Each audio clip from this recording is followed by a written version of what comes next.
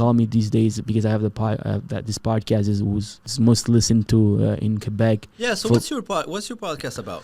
So it's for mortgage brokers and realtors. Okay. And so what I and you said it's the most listened to podcast, in Quebec. It's all around across the whole Quebec.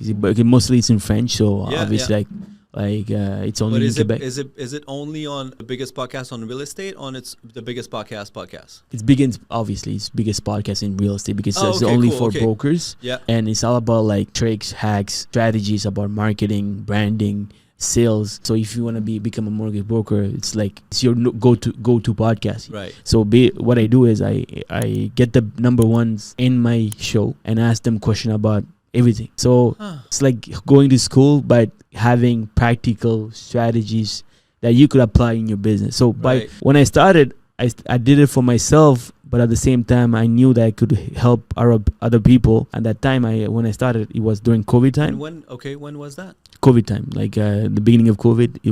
Which one? Because they said 2 weeks at first, and then they lasted for 3 years at some place. The beginning at 2020. What? 2020. Okay, cool. 2021. I don't remember. 2020.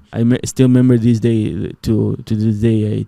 It was in my basement, parents' basement. My success didn't come 10, 5, 7 years ago. Came 3 years ago because when I started doing that podcast, don't forget I was learning a lot from those big players. Yeah. So every time I learned something, I applied it in my business. By applying in my business, I was helping other people, but at the same time, I was helping myself. And every year, my volume, my income just doubled year after year. Nice.